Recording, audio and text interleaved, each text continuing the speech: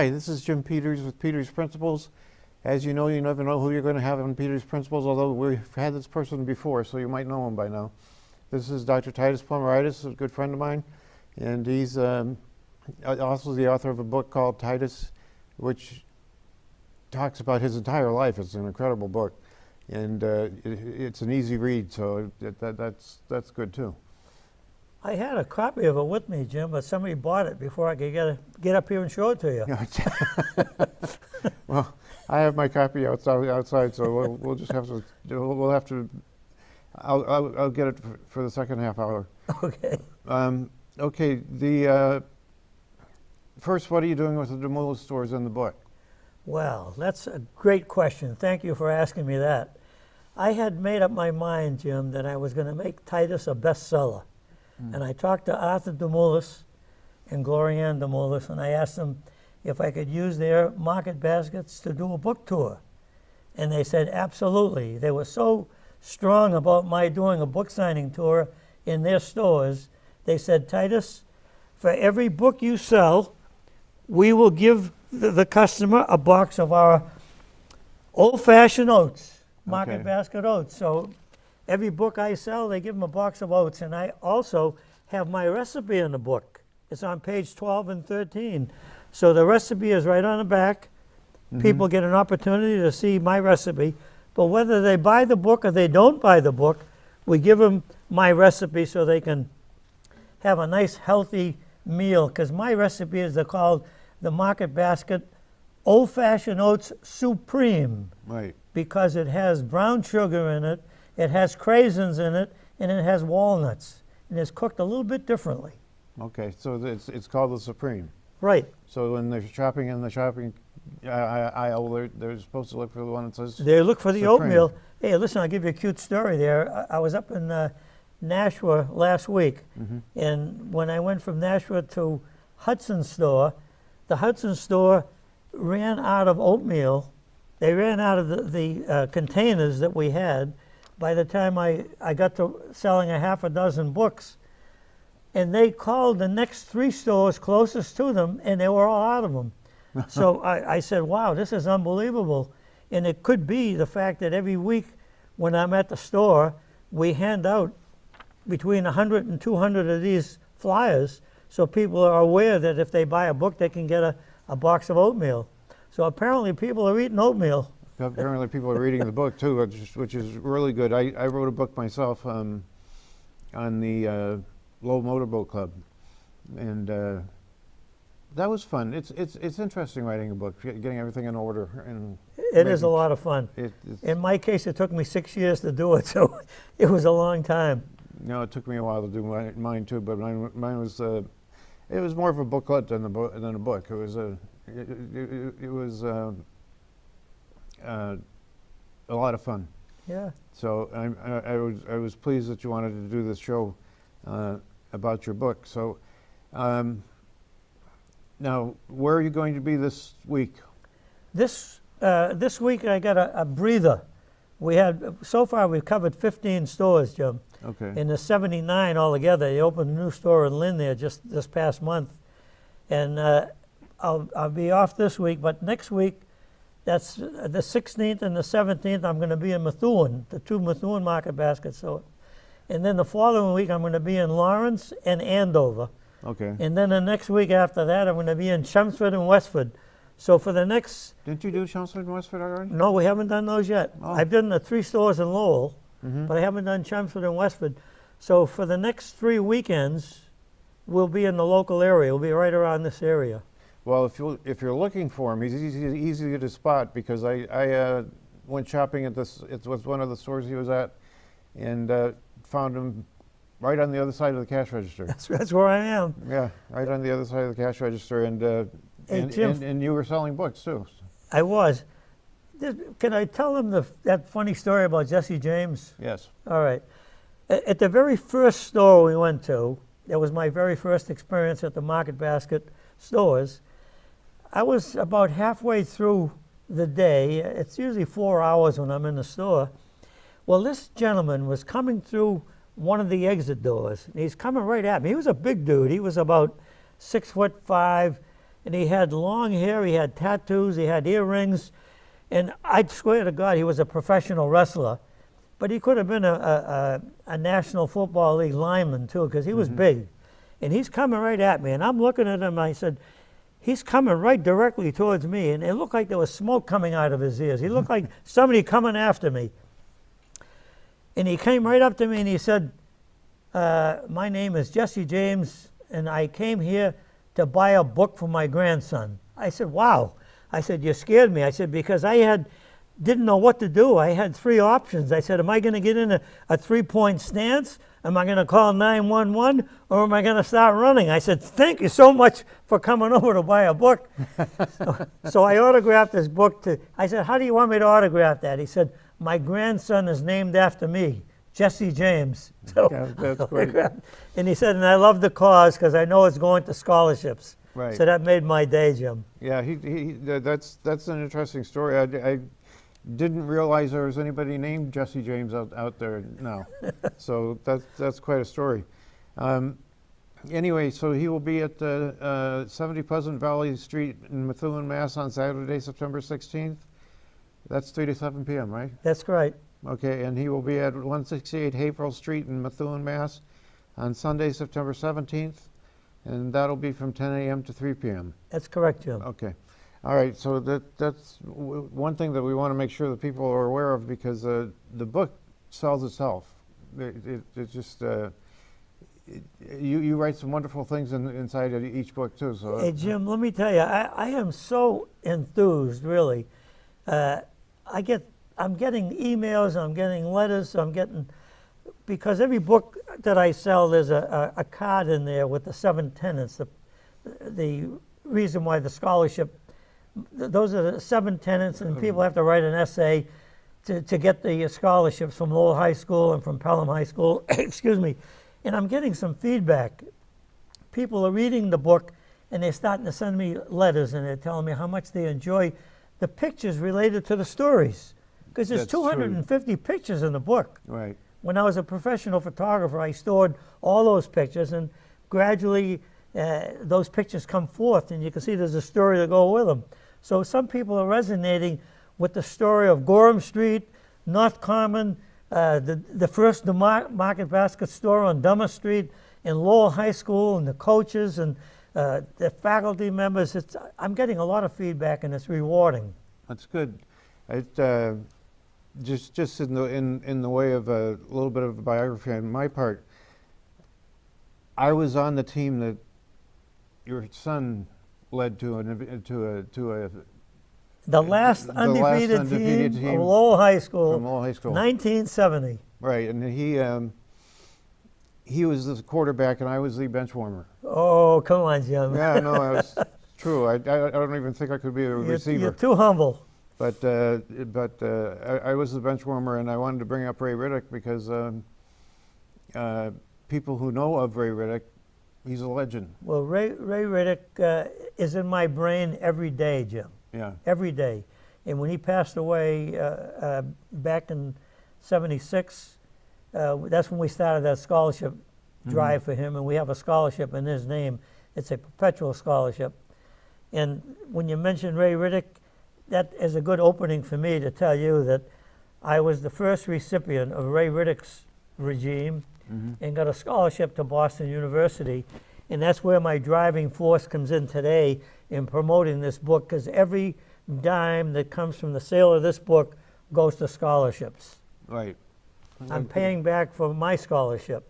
Well, it's nice of you to do so, because scholarships are extremely important. My daughter got a Abigail Adams scholarship to UMass Amherst for her first year, but then she wanted to come back to UMass Lowell, so she graduated from UMass Lowell. But she got a scholarship to UMass Amherst, and it was very helpful. It was very, very helpful. So I understand scholarships. And I have a son who got a scholarship to Clark University in Worcester. So that was a big deal too. Anyway, the parts about the book that interested me the most were, of course, the football parts. The that amazing game that you played on Thanksgiving. You're opening the door to a good story, Jim. Okay, well, let's hear the good story. I'm going to go back a week before that. First, I can tell you that we were undefeated with 2 games to go. And at that time in the year, we were getting ready to go to Quincy to play Quincy High School. And Quincy High had a good team, but we felt that there'd be no trouble for us because we were rolling along. However, at halftime at the Quincy game, Lowell High School is losing 9-0. And this is a little bit of a funny quip that happened. I had fumbled in the first half. It was a little bit of rain and mist. And I had a tendency when there was a punt, I received the deep kicks on the kickoff and the punts.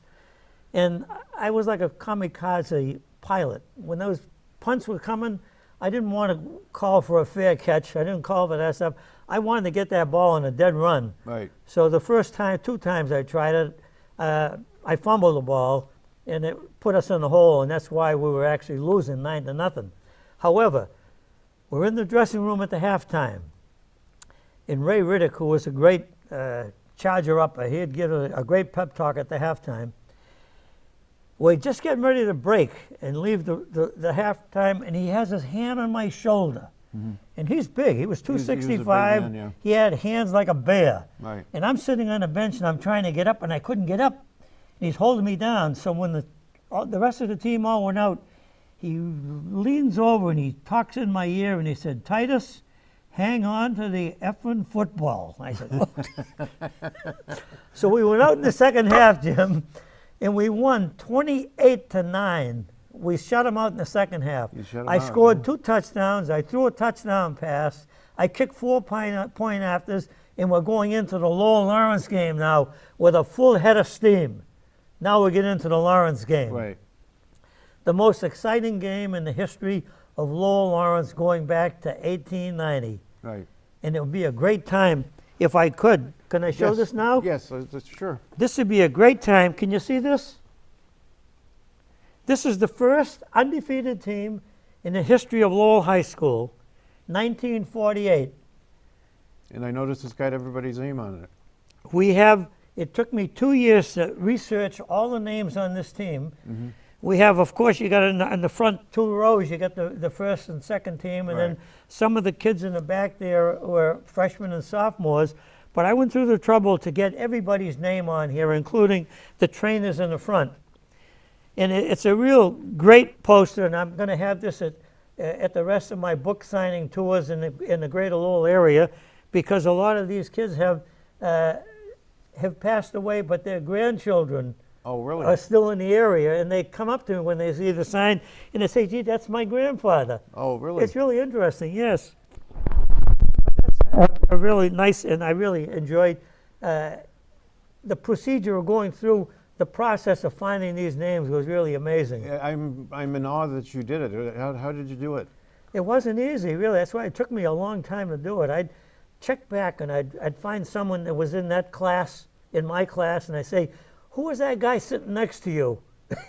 He'd say, "Oh, I think that was Ed Correa," or "I think that was Fuzi Coimbra." They give me a name or something. Right. So then I'd look in the book, and I'd look in my Lowell High School alumni book, and see if I could find the name that was related to that. Right. And I'd go from one thing to the next to go on. And you did that for all those people? I did that for everybody on there. I got everybody's name on there. Wow. It's an amazing story, but it's true, and I enjoyed doing it. I think that in and of itself shows a major part of your personality. Well, thank you. I appreciate that. It's now can we get into the Lawrence game? Yeah, we're getting into the Lawrence game. Okay, we don't want to skip the football parts. Okay. So let's go into the Lawrence game. The Quincy game finished now. We won that game 28-9. Right. Now we're going into Lawrence the following week. And Lawrence has had a good team. I think they only lost 2 games, and they had an outstanding quarterback in Jerry Callaghy. He's one of 7 brothers that played football at Lawrence High School, and he was the best of the group, and he ended up being a coach there eventually. But Jerry Callaghy was a great athlete, and as the game ended up, I don't want to give the score away too early, but he scored all the points for Lawrence. He was an outstanding quarterback. Yes, well, he threw 2 touchdown passes, and he scored a touchdown, and he was also their place kicker. But as the game was rolling on, Lawrence scored first, and they missed the point after. Then Lowell scored, and we made the point after. That made the score 7-6. Then Lawrence scored again, and I believe they missed the point after, made it 12-7. And then we scored again in the third period, and it went back and forth like this until Lawrence was ahead now with 4 seconds remaining on the clock. Lawrence was ahead 19-13. There's 4 seconds on the clock. Oh, wow. On the fourth, it was 4th down, 4 yards to go, and 4 seconds on the clock. So Coach Riddick sends in the play, and he called my number. So our captain on the team was also the center, and he's also the guy that called the plays in the huddle. It's very unusual to see a center calling the plays, offense and defense. Right. His name was Roger Sanborn. And he says to everybody in the huddle, he said, look, this is it, guys. This is our last call.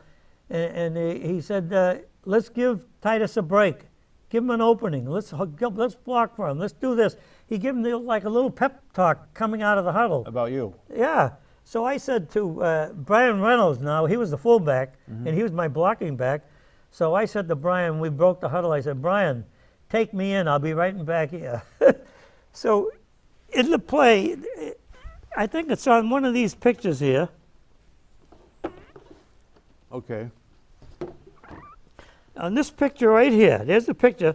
This is the back picture on the book, the back cover of my book. And it shows a picture of me right here, and Brian Reynolds is in front of me throwing a block.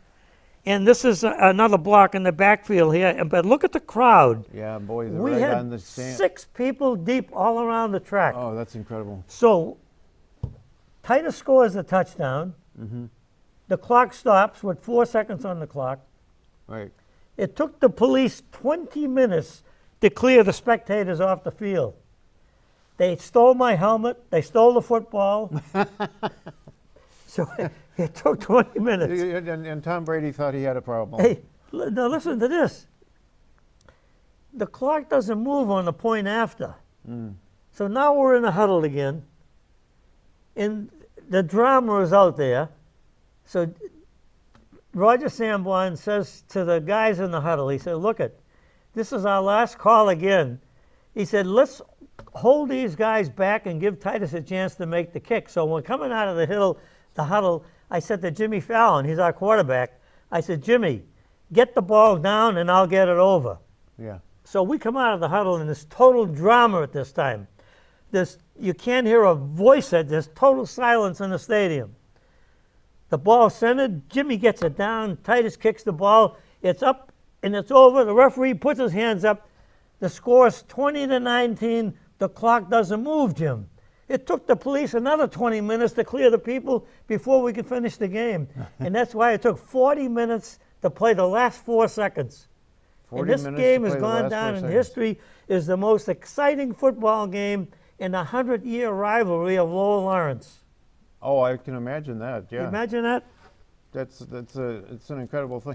I love this picture of you on the bottom. You said that was at BC? BU? This is Boston University, and that's a picture of, at the beginning of the year, they do these little poses there they use for promotion. They put them in the programs and what have you. Well, this is a picture they had used of me at Boston University, and it's a perfect time to show you. Oops, where's the... here it is here. The market basket is using the same picture. The only thing is they took the football out and they got a box of old-fashioned market basket oats. So everybody that buys the book gets a box of oats. But there's Titus. He's holding off Popeye because we both have a crush on olive oil. We want it. She's so gorgeous. We're fighting. But there's Claire up in the top looking. She said, don't get there, Titus. This is my lovely wife up in the top, married 65 years, and I'm still madly in love with her. She passed away in December, Jim. Yeah, you told me. Yeah. Yeah. But this is a precious cartoon of Titus holding off Popeye And going for olive oil. and going for olive oil with Claire over my shoulder. That's a great picture. That's a great picture. Thank you for allowing me to show that, Jim. No, that's fine. Those pictures are unique. They show. I used to love this picture that Al Mangan. You know Al Mangan. Oh, yeah, right? Al Mangan, right. Okay, Al Mangan was the Athletic director athletic director in the school for years, for many years, right. for many years, and he had this fantastic poster behind him in his It office. had a big poster. It was a panoramic view of the stadium in the parking lot, totally packed. And it was a picture taken from an airplane. Right. They didn't have drones back then. It was an airplane. So- Aerial view, right. So it was an aerial view. So the amazing thing about the whole picture was there wasn't a parking spot in the whole area of the That's stadium. true, yeah.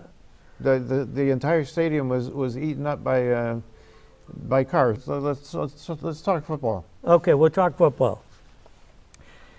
At the conclusion of the most exciting high school football game in the history of Lowell High School, we got invited to play in Jackson, Mississippi in a bowl game, the first bowl game in the history of Lowell High School, and we're playing Louisiana state champions.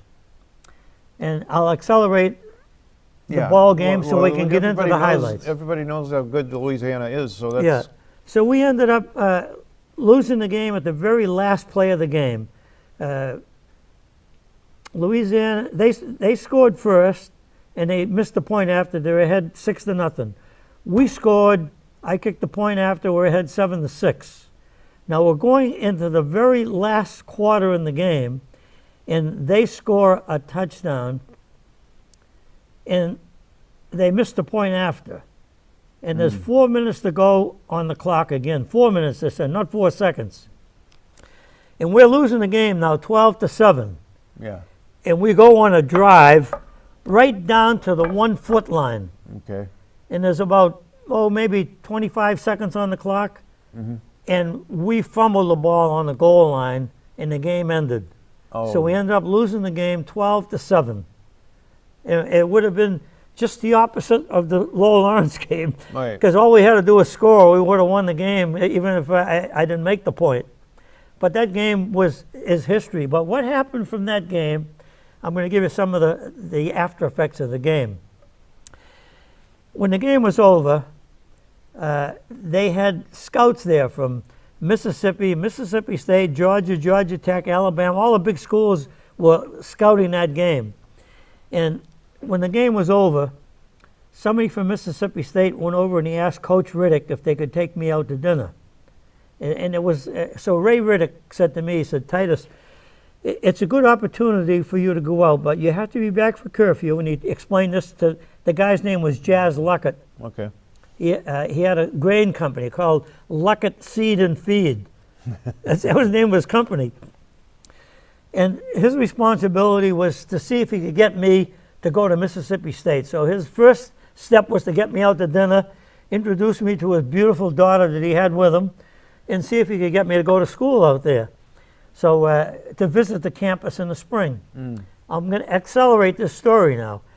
Spring comes, I get an invitation to go visit the school in Mississippi. I go and talk to Coach Ray Riddick, and Ray Riddick said to me, Titus, it's a great opportunity to go visit a nice Southern college, but don't make any commitments. Okay. Well, that sounds like Ray Riddick. Yeah, he said, don't make any commitments. I said, okay. So to accelerate the story again, I get on a plane.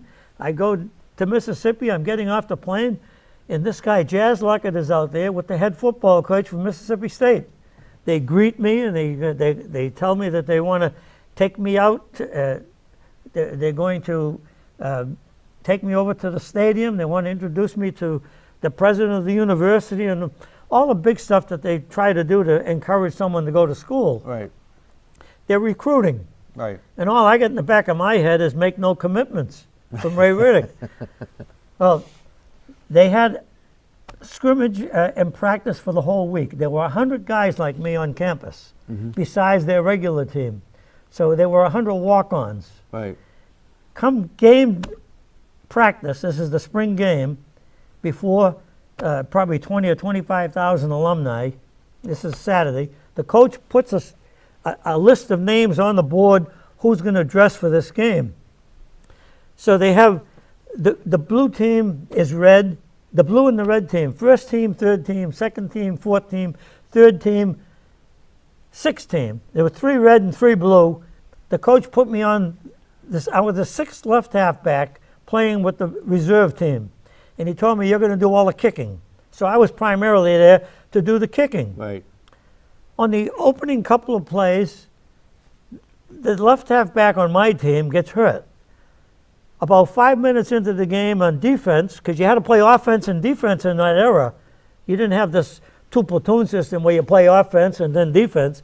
If you're the left halfback, you play left half for the whole game. You're playing offense and defense. So the second guy gets hurt. Now, the coach his name is Slick Morton. He's sitting on the bench like this, and I'm a few seats up there because I had the ball in my hand, playing with the ball in my hand. Right. He said, Titus, my boy, you all want to play some football? And I said, yeah, coach.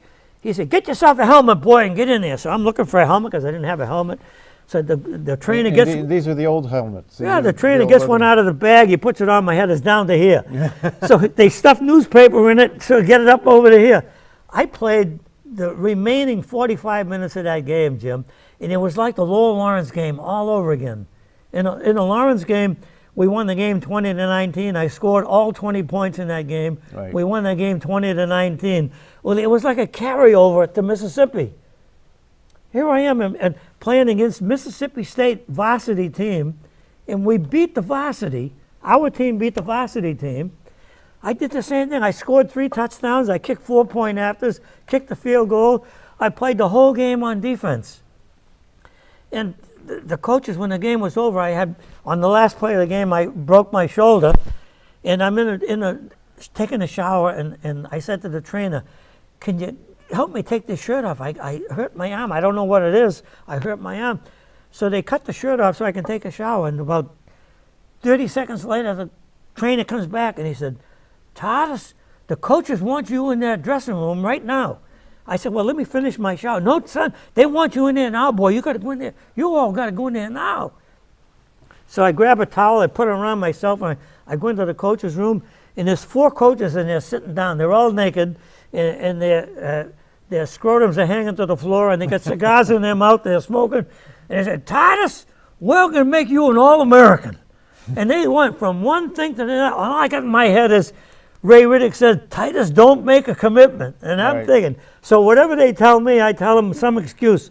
My father doesn't speak English. I got to talk to my father. Or my father, this is the only clothes I have. Whatever I told them, they wouldn't listen to me. Okay. And that's the story that I have to leave you with, Jim. Okay, well, that's a good one to leave us with. We're out of time for for this half hour.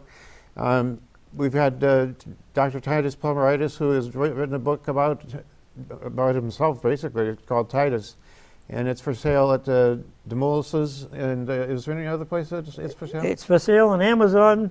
It's for sale at Barnes & Noble. It's for sale at Author House. And it's for sale on my book page, on my Facebook page.